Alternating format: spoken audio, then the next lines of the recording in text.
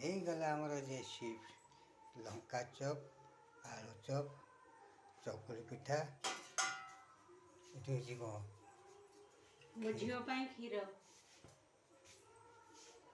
ହାଏ ସାଙ୍ଗମାନେ, ଜୟ ଜଗନ୍ନାଥ। ଦେଖନ୍ତୁ ମୋର ହେଇଗଲା ଦେଶୀ ଲଙ୍କା ଚପ୍ ଆଉ ଆଳୁ ଚପ୍ ଆଉ ଚକୁଳି ପିଠା।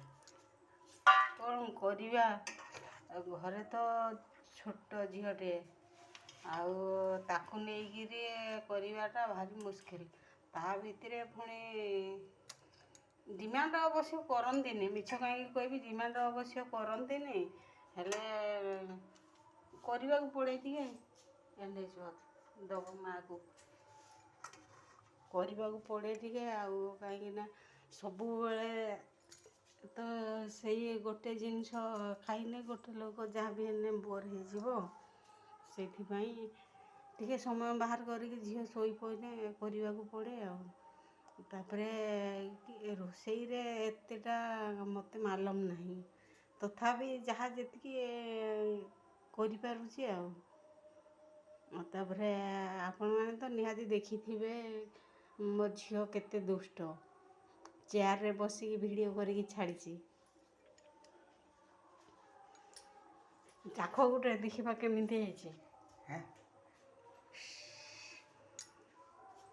ହେଇତ ଭଲ ସାଙ୍ଗେ ଖାଇବା, ସାଙ୍ଗେ ଖାଇବା ନା ତ ଟିକେ ଦେଖିବା, ସାଙ୍ଗେ ଖାଇବା ସାଙ୍ଗେ। ଦେଖିବା ଟିକେ ଟେଷ୍ଟ କରିକି କୁହ କେମିତି ଲାଗୁଛି।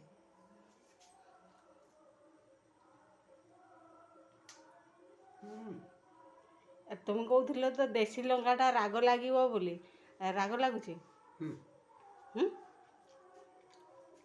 ରାଗ ନାହିଁ, ଖଟା ଲାଗୁଛି? ଖଟା ଲାଗୁଛି? ଖଟା ପାଣିରେ ସିଝା ହେଇଥିଲା, ତୁମେ କହୁଥିଲ ଲଙ୍କା ଖଟା ହେଇଯିବ। ଠିକ୍ ଅଛି। ଦେଖିଲେ ତ ଲଙ୍କା ଚପ୍, ଦେଶୀ ଲଙ୍କା ଚପ୍ କେମିତି କହୁଛନ୍ତି ଯେ ନା ରାଗ ହେଇଛି ନା ଖଟା ହେଇଛି, ମାନେ ଯେତିକିରେ ରହିବା କଥା ସେ ସେତିକିରେ ଅଛି। ତ ଏମିତି ରେସିପି ଆପଣମାନେ ସମସ୍ତେ ଟ୍ରାଏ କରନ୍ତୁ, ଆଉ ନିଜେ ଘରେ କରିକି ବି ସୁଦ୍ଧା ଖାଆନ୍ତୁ, ଅନ୍ୟମାନଙ୍କୁ ଟ୍ରାଏ କରିକିରି ଖୁଆନ୍ତୁ।